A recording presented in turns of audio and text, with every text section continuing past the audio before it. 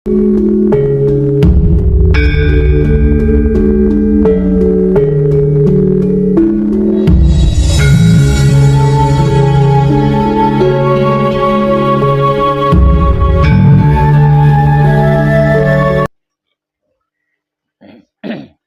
jangan anggap remeh. Jangankan orang awam loh ya, sekali lagi saya ulang. Jangankan orang awam. Orang yang ahli spiritual saja bisa terjebak. Maka jangan anggap remeh. Jika hidup di dalam kehidupan dunia ini tidak dengan kesadaran rasa cinta kasih sayang hidup. Jangan anggap remeh. Dan semuanya itu ada di lingkaran itu. Berhenti dan mengalami kehancuran di lingkaran itu. Saya belum pernah menyaksikan kehancuran atau kejatuhan selain di lingkaran itu. Lagi-lagi saya saksikan di lingkaran itu. Saya saksikan lagi di lingkaran itu. Saya saksikan lagi di lingkaran itu. Mau panjenengan mendengarkan ceritanya? Selama manekung, selama gembleng, ini saya sediakan untuk siapapun yang ingin merdeka dalam keadaan fitrah atau suci. Tidak sedikit, Mas. Tidak sedikit. Mayoritas saudara-saudari kita yang datang ke tempat ini adalah orang-orang yang sudah capek. Orang-orang yang sudah lelah. Orang-orang yang sudah nggak punya modal. Dan ketika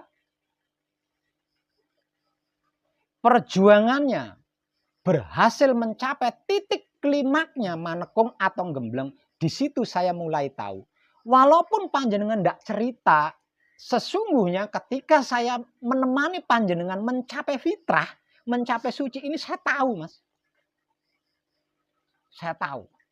Perjalanan panjenengan tahu di situ. Ketika itu.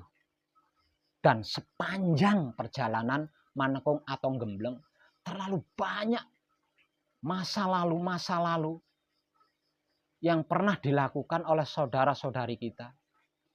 Dan semuanya itu titiknya ada di pintu gerbang Baitul Muqaddas atau Maqdis. Semuanya. Nggak ada yang selain di titik itu, nggak ada.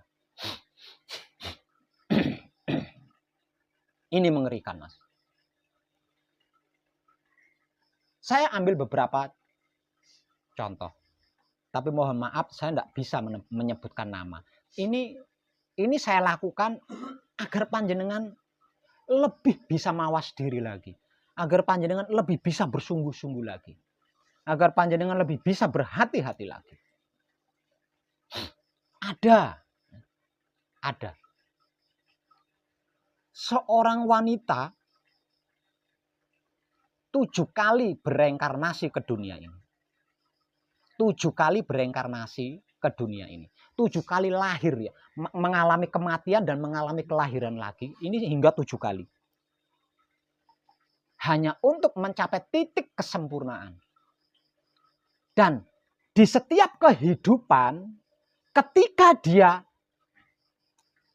punya raga, dia ini ditakdirkan untuk menjadi seorang pelacur.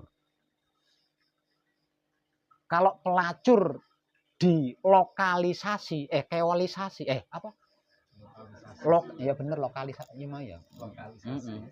Kalau pelacur dilokalisasi, ya. Kalau pelacur dilokalisasi, ada harganya. Pelacur melacur di suami-suaminya tetangga. Ini harus dia lakukan, ini harus dia jalani dengan kerelaan. Jika tidak, dia gagal mencapai kesempurnaan. Dan selama dia hidup mengalami seperti itu, dia tidak pernah rela. Mana ada sih perempuan yang rela menjadi seperti itu? Ini yang benar-benar perempuan loh.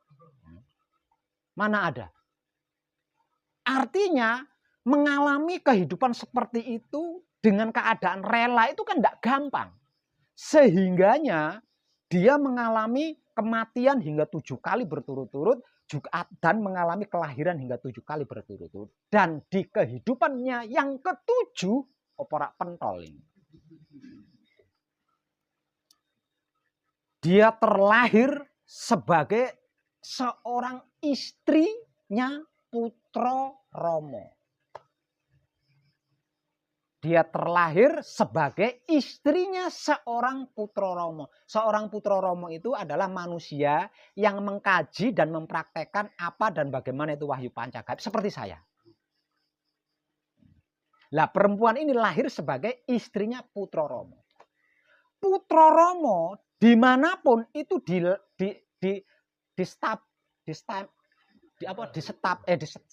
disestempel ya. Putra Rama dimanapun itu dicap atau disestempel spiritual tingkat tinggi. Ya. Disestempel spiritual tingkat tinggi. Itu adalah Putra Rama. Lah, Putra Rama ini tadi punya istri yang saya ceritakan tadi. Kenapa seorang Putra Rama yang spiritualnya disestempel paling tinggi di antara spiritual lainnya, kok sampai melacurkan istrinya? Nah. Jadi dia berguru ke sana. Ini Putra Rama ceritanya ya. Nah, berguru ke sana. Pak, di sana di ujungnya, ujung spiritualnya, saya harus menggauli istrimu. Diberikan istrinya. Berguru lagi ke sana. Seperti itu. Sampai pada akhirnya berguru kepada sesama Putra Rama.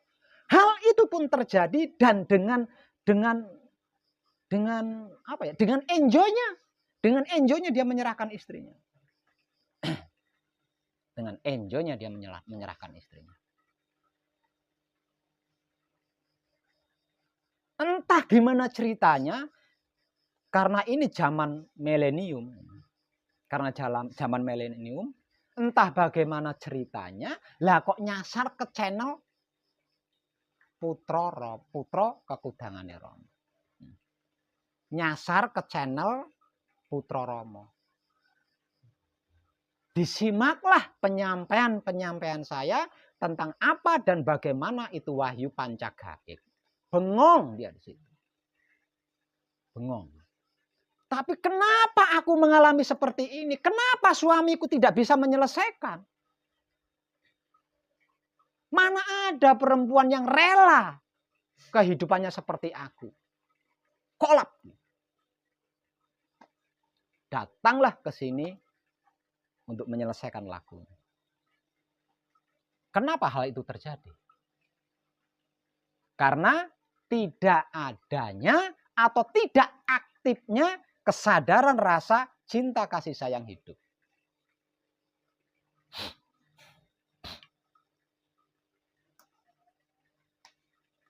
Sampel yang pertama bermuara kepada baitul muqaddas atau maktis atau kelamin atau syahwat, ya kan? Sampel yang kedua.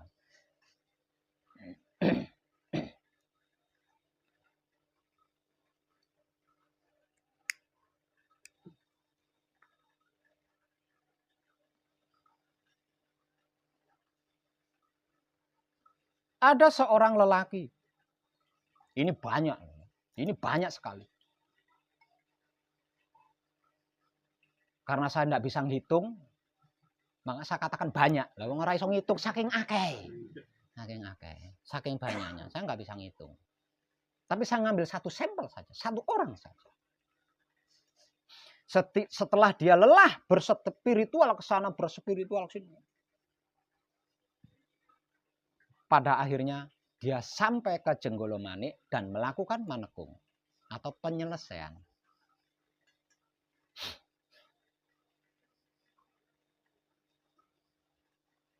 Setelah selesai,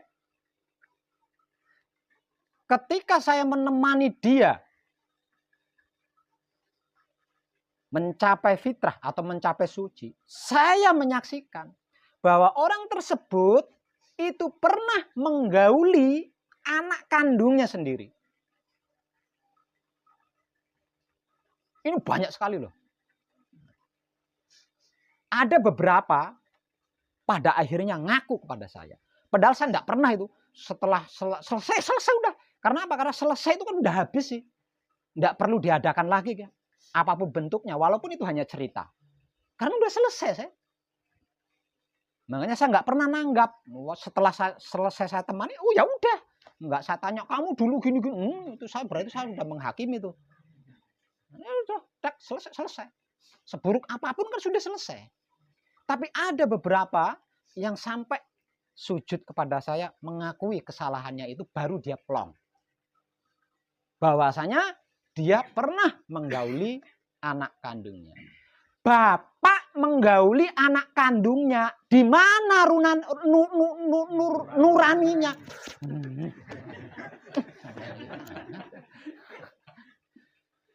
Hatinya di mana? Otaknya di mana? Karena apa itu? Karena tidak aktifnya kesadaran rasa cinta kasih sayang hidup. Bukan karena dia goblok. Kalau dia goblok, mana mungkin melakukan itu. Kalau dia goblok.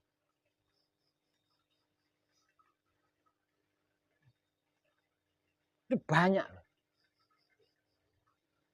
Dan semuanya adalah pelaku spiritual. Apalagi yang dialami oleh orang awam kan. Seorang pelaku spiritual saja mengalami hal seperti itu. Hanya saja perbedaannya, kalau seorang spiritual bisa bersembunyi, lawang sakti. Kalau orang awam kan di penjara, lawang nggak sakti. Di sini kita bisa mengambil kesimpulan, lawang orang spiritual saja kok bisa ya. Apalagi kehidupan sebagai orang awam kan.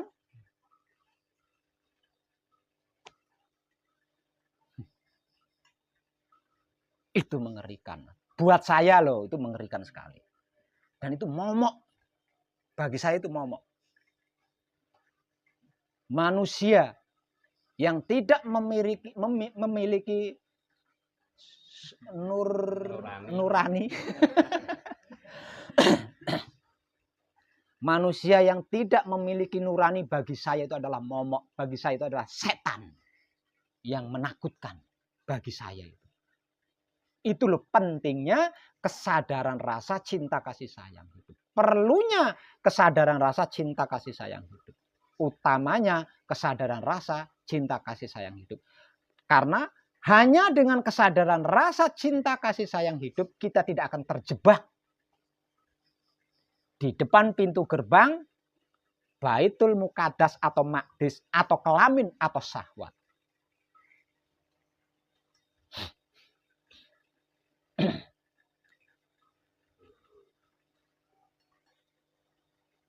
Bahkan tidak sedikit. Ini bukan cuma laki-laki loh ya. Ini bukan cuma perempuan pun sama. Ada perempuan-perempuan yang menggauli anak laki-laki kandungnya. Ada. Jadi dikira bukan cuma laki-laki aja. Ngeri mas. Ngeri. Itu paling mengerikan.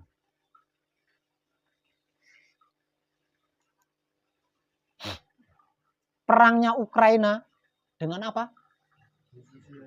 Rusia. Nggak ngeri buat saya. Nggak ngeri. Asalkan matek aji brojo musti nggak mempan tuh. Bom. Tapi kejadian ini. Kejadian yang terjadi di dalam ikatan keluarga yang sangat dekat. Itu lebih mengerikan mas. Itu lebih mengerikan.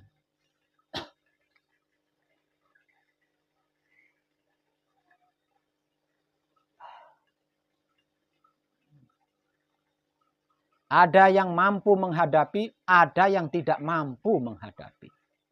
Yang mampu menghadapi, sampailah dia di pesanggerahan saya. Bagi mereka yang tidak mampu menghadapi, kolap masih di luar sana. Kolap masih di luar sana.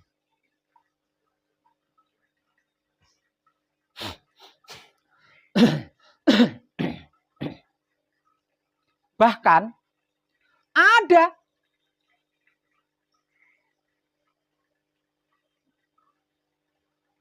yang menurut dia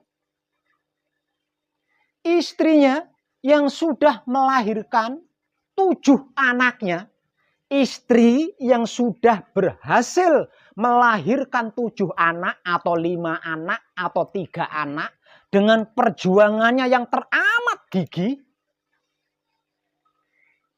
dengan sangat setia, dengan sangat tuhu kepada seorang suami, dianggapnya itu bukan jodohnya. Dianggapnya itu bukan jodoh sejatinya. Kemudian dia menemukan jodoh sejatinya di luar. Dan dia melakukan pertemuan-pertemuan mesra di hotel.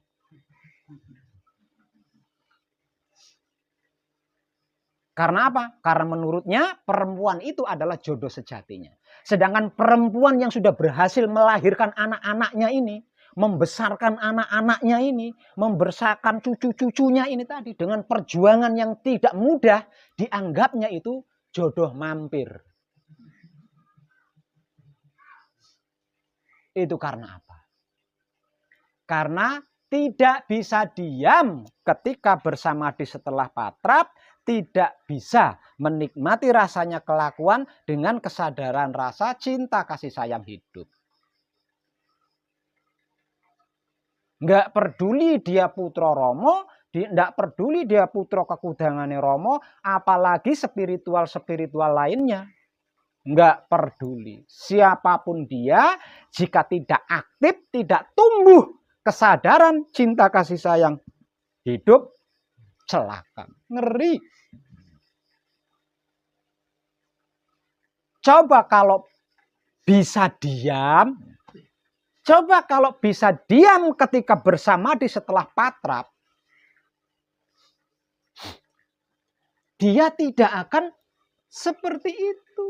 Karena apa? Karena ada bisikan dalam bentuk apapun tidak mempengaruhi. Ada perwujudan yang datang dalam model apapun tidak mempengaruhi. Nah, kejadian yang baru saya katakan tadi, berarti kan dia entah itu ditemui wujud atau bisikan bahwa itu bukan jodoh sejatimu. Istrimu itu bukan jodoh sejatimu. Jodoh sejatimu itu adalah itu. Diikuti karena terpengaruh. Terpengaruh berarti tidak bisa diam ketika bersamadi.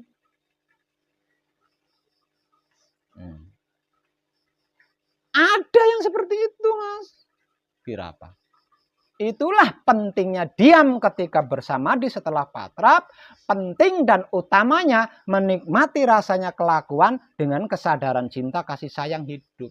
Penting dan utama serta perlunya di situ, Mas. Mengerikan. Kehidupan di dunia ini mengerikan jika tidak memiliki kesadaran rasa cinta kasih sayang hidup. Kalau dalam bahasanya, wong urip ning alam dunya kuwi ora gampang lamun tanwikan mring kuncine. Karena apa? Sehebat apapun, sekuat apapun, bisa dipastikan akan terjebak di situ, Mas. Akan terjebak di situ. Pemikiran model apa itu? Istri yang sudah melahirkan, yang sudah berhasil melahirkan anak-anaknya, membesarkan anaknya, dianggap bukan jodoh sejatinya. Jodoh sejatinya perempuan yang ketemu di jalan, yang ketemunya dalam keadaan makan enak-enak. Pikiran model apa itu?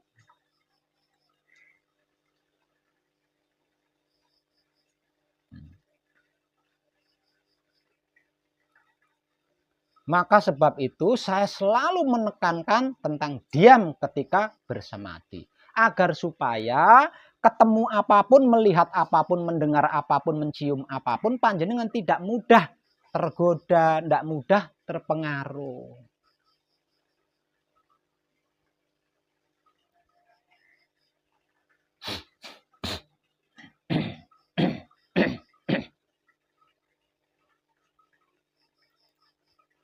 Itu yang paling ngeri, Mas.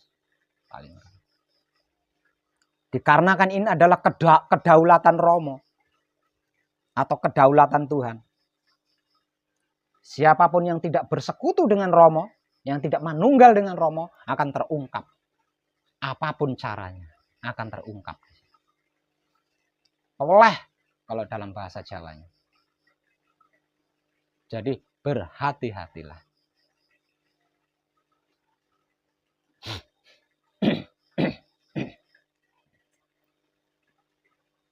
Dan mayoritas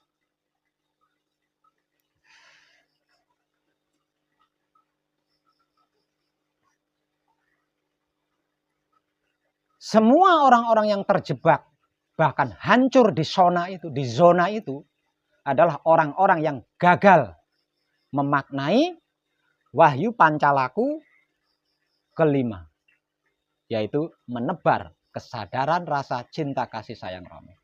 Gagal memaknai itu. Dianggapnya yang namanya cinta itu adalah tumpah-tumpahan. Dianggapnya seperti itu. Dianggapnya yang namanya kasih sayang itu adalah bermesraan. Dianggapnya seperti itu.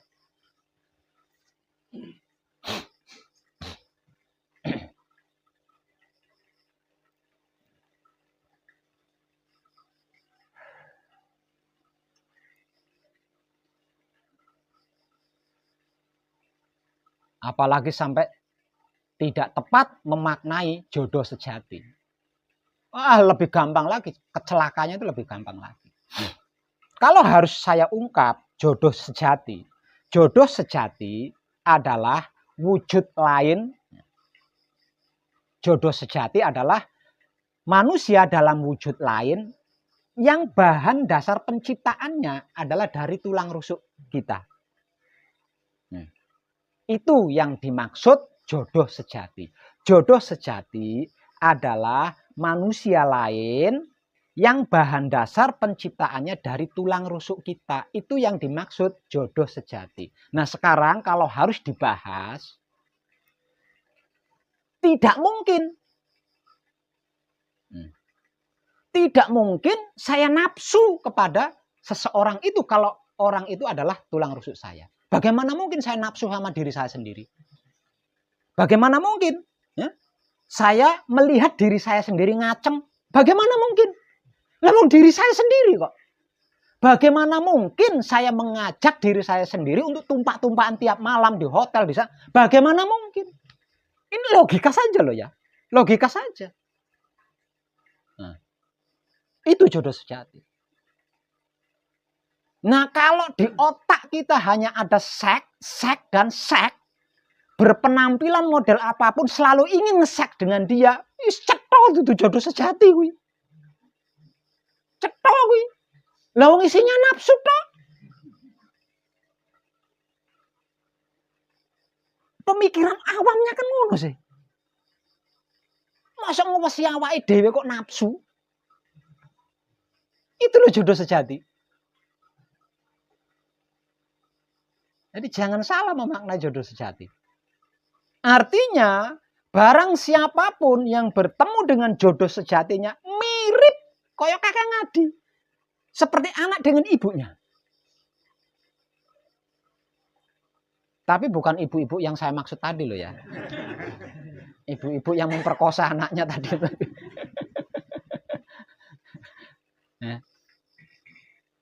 Jadi sedikit pun tidak ada ketertarikan.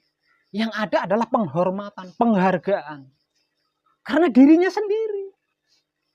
Itu loh maksud daripada jodoh sejati. Loh jodoh sejati ketemuan di hotel. Jodoh sejati model apa itu? Saya kecewa banget tuh. Saya sudah bersusah payah menunjukkan titik inti yang selama ini disebut sebagai gaib. Gaibnya gaib. Tapi ujungnya seperti itu. Cuma mau bagaimana lagi? Karena apa? Karena setelah manekung, setelah gembleng, siapapun panjenengan, saya setempel sudah dewasa. Siapapun panjenengan. Kalau sudah selesai manekung atau gembleng, sudah saya setempel dewasa. bisa mandiri sendiri. Kalau salah harus bisa sadar sendiri, tidak menunggu ada yang mengingatkan. Jadi betapapun dia seperti itu, saya mengelus dodot toh. Karena saya nggak bisa cawe-cawe. Nggak bisa saya mengingatkan. Dia sudah dewasa, sudah mandiri. Kalau saya sampai mengingatkan berarti saya mengikat dia kan. Nah kalau dia saya ikat berarti dia tidak merdeka. Nah, toh apa yang dia miliki dan apa yang saya miliki sama kan. Sama-sama wahyu pancagaibnya, sama-sama wahyu pancalakunya. Saya bisa berkesadaran, kenapa kok tidak? Gitu loh. Lawang sama. Saya bisa memaknai apapun itu bukan seks. Kenapa yang lain tidak? Aneh kan? Karena apa? Karena tidak aktifnya kesadaran rasa cinta kasih sayang hidup di dalam dirinya. Ketika bersama dia tidak bisa diam, belum menguasai diam. Di luar patrap samadhi belum bisa menikmati rasanya kelakuannya sendiri dengan kesadaran cinta kasih sayang hidup. Dan itu dimotivasikan selama menekung di sini. Selama gembleng di sini. Dan berulang kali saya katakan panjenengan harus ahli di sini. Harus ahli. Kalau panjenengan sudah ahli, bisa ahli di dua hal ini. Bisa panjenengan melampaui saya, bisa. Setidak-tidaknya miriplah dengan kehidupan saya sehari. Saora-orane. Tapi kalau panjenengan mau, panjenengan bisa melampaui saya. Hanya bermodal dua hal itu loh. Karena apa? Karena pusaka saya cuma dua hal itu. Saya tidak punya pusaka. Dulu waktu saya masih sakti jadi paranormal, akeh banyak.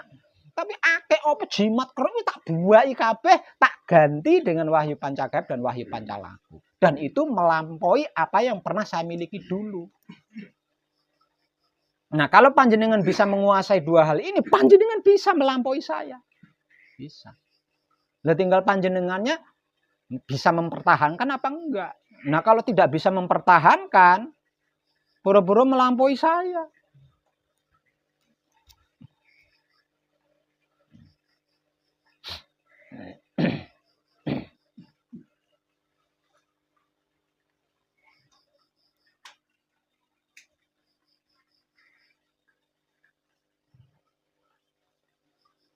Itu loh yang membuat saya masih tetap duduk di sini. Hal-hal seperti itulah yang membuat saya masih tetap duduk di sini.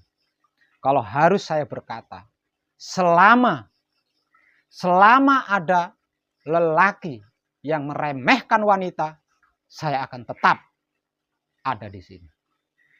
Kalau saya diminta kembali oleh Maha Hidup, saya akan lahir kembali.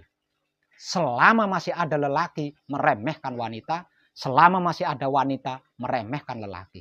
Karena saya memang terlahir ke bumi ini sebagai kebajikan atau kesadaran rasa cinta kasih sayang roh suci atau roh kudus atau hidup.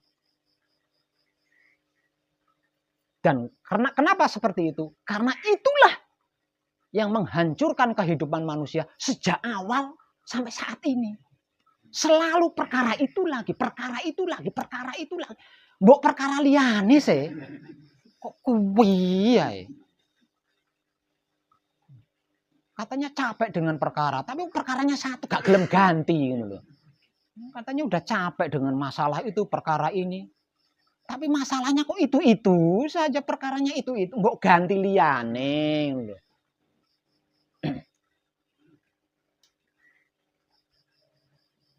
Heran sama orang-orang itu.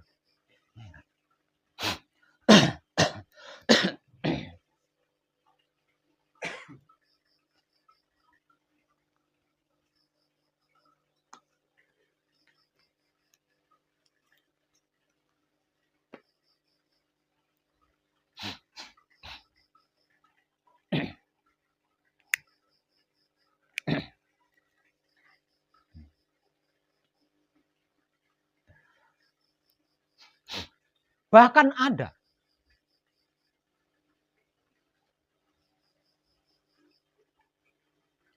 seorang bapak menggauli anak kandungnya sejak masih kecil sampai menjelang dewasa. Mulai dari istrinya tidak mengetahui sampai istrinya mengetahui. Itu ada. Dan selama itu istrinya berusaha untuk menjadi seorang istri yang setia tuhu kepada suami. Nah, itu bertahun-tahun dihadapinya. Kaya ngopo rasanya. Kalau panjenengan yang menjadi dia. Kaya ngopo rasanya. Menyaksikan suaminya berhubungan dengan anak kandungnya sendiri. Dan itu selama bertahun-tahun. Delalah kersane ngalah. Memang Maha Suci luar biasa. Tangannya kreatif digerakkan megang Android nyasar ke Putra Romo Channel. Setelah menyimak beberapa video saya di Putra Romo Channel, teriak dia, tapi tidak berani. Dia teriak dalam hati. Dan nekat datang ke sini. Oh no loh Mas Engkoyong. Ada loh.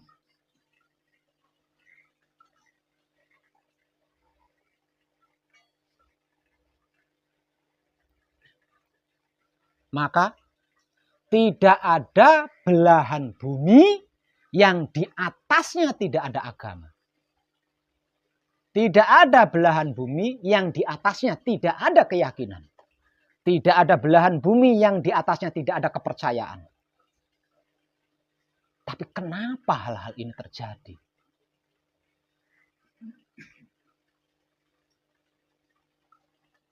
Lagi-lagi dikarenakan tidak ada kesadaran rasa cinta kasih sayang hidup di dalam dirinya, Mas. Kalau dia seorang spiritual plus tidak bisa diam ketika bersamadi.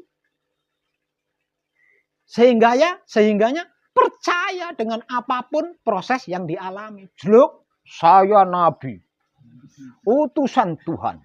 Kalau kamu ingin sempurna, gauli anak kandungmu. Dituruti. Ini untuk yang spiritual nih. Ya. Lagi samati toko aku Gusti Allah. Kuwi dudu bojomu. Bojomu sing asli kae. Terjadilah perselingkuhan. Aduh. Ngomong salah, orang ngomong salah aku iki. Bejo jenengan. Beruntunglah panjenengan tidak diberi pengetahuan seperti ini gitu loh. Beruntung. Karena apa? Tersiksa saya. Menyaksikan ini saya tersiksa sekali. Dan ada banyak orang-orang yang berada di posisi seperti saya ini ada banyak. Tapi beruntungnya saya diberi wewenang untuk memberi kabar agar banyak yang tidak mengalami seperti itu. Bagaimana yang mereka yang lain yang mengetahui tapi tidak diberi kuasa untuk melakukan sesuatu? Orang remet hati, mengetahui gunung itu akan meletus, tapi tidak bisa berbuat apa-apa. Isona update, hati-hati.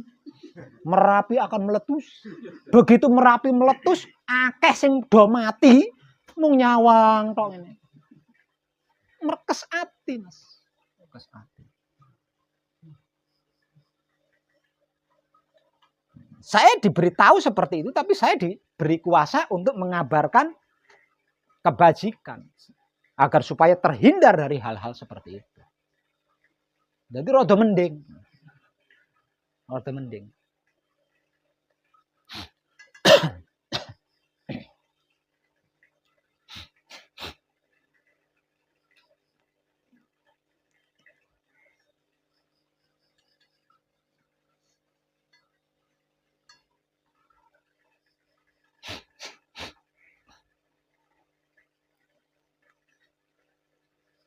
Tapi kan tidak ada sesuatu pergerakan yang itu tidak digerakkan oleh Tuhan, Pak Web. Artinya semua kejadian itu yang menggerakkan kan Tuhan. Benar. Tapi jangan lupa di dalam diri kita itu ada 5 ruh. Artinya setiap pergerakan yang digerakkan oleh hidup atau ruhnya Tuhan itu belum tentu kehendak ruhnya Tuhan. Dan di dalam keyakinan atau kepercayaan atau agama apapun, kehendak ruhnya Tuhan itu adalah kebajikan. Kehendak ruhnya Tuhan itu bukan memperkosa anak kandung. Maksudnya kalau harus saya jelaskan. Kalau sampai memperkosa, menggauli anak kandung, itu bukan kehendak ruh Tuhan. Itu kehendaknya anasir.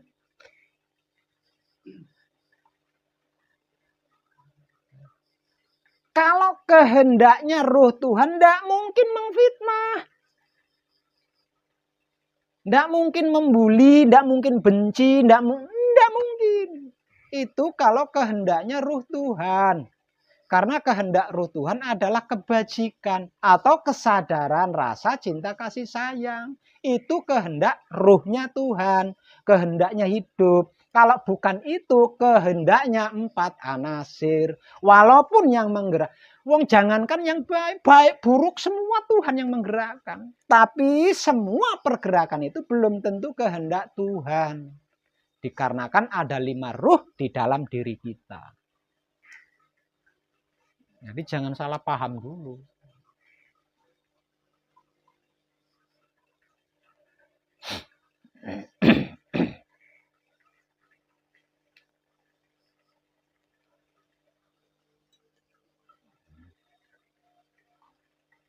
Itu pentingnya menguasai teknik diam ketika bersamadi. Dan itulah utamanya menguasai teknik menikmati rasanya kelakuannya sendiri dengan kesadaran cinta kasih sayang hidup. Dan panjenengan, sekali lagi saya katakan, panjenengan harus ahli di situ. Harus menguasai 2 hal itu. Harus ahli di situ.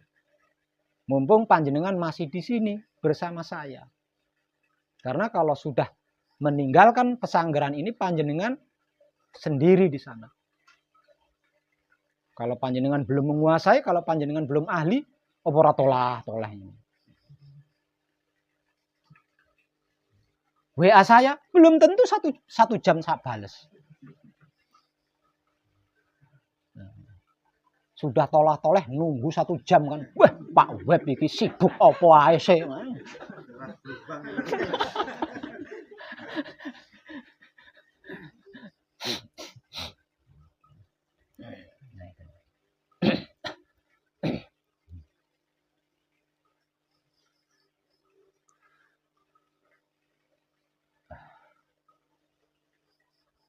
Kalau jebakan di depan pintu gerbang Baitul Muqaddas atau Maqdis,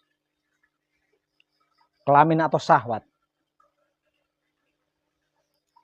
ini belum banyak berkurang. Kemungkinan yang akan terjadi itu mengerikan, Mas. Itu mengerikan. Lah ini loh yang sedang saya upayakan. Ini loh yang sedang saya upayakan. Panjenengan tertarik di sini berarti panjenengan bersama saya mengupayakan ini. Mengupayakan ini dimulai dari diri kita masing-masing. Diri kita sendiri masing-masing. Dimulai dari situ.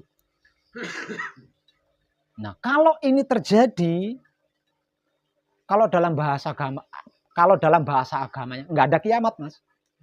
Nggak ada kiamat. Saya jamin nggak ada kiamat. Kiamat itu nggak ada.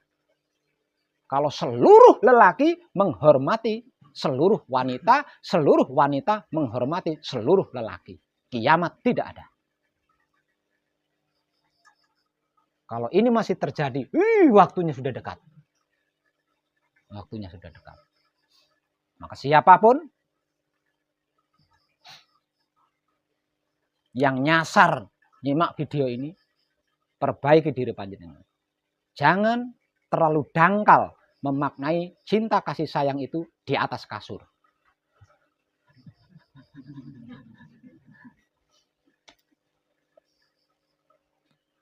Karena gara-gara di atas kasur itulah kehancuran selalu dialami di setiap peradaban manusia. Dari awal sampai sekarang loh. Masa gak kesel sih. Ini marahin nganu sih. Orang enek kewan reinkarnasi sing iso ngomong kaya menungso gara-garanya itu di sini. Coba kalau ada hewan tapi bisa bicara seperti manusia. Sehingga dia bisa menceritakan dulu saya itu tukang ini. Terus aku diwenehi kesempatan lahir kembali ke dunia, wujudku koyo ngene. Itu kowe aja sampai kok ngalami koyo gara-garanya nggak ada hewan-hewan yang seperti itu sih. Mulane wong-wong iki wangel-angel.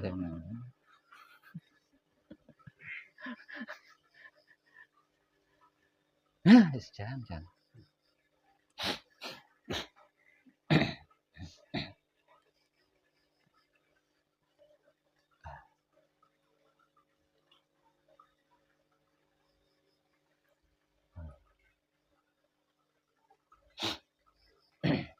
Lah untuk panjenengan yang masih punya bapak, yang masih punya ibu, hati-hati loh ya. Dimulai dari ibu panjenengan dan seluruh wanita yang lainnya. Itu adalah gambaran wujud kenyataan ilmunya Tuhan. Hati-hati loh ya. Sedangkan dimulai dari bapak panjenengan dan seluruh lelaki lainnya. Itu adalah gambaran wujud kenyataan Tuhan. Hati-hati panjenengan.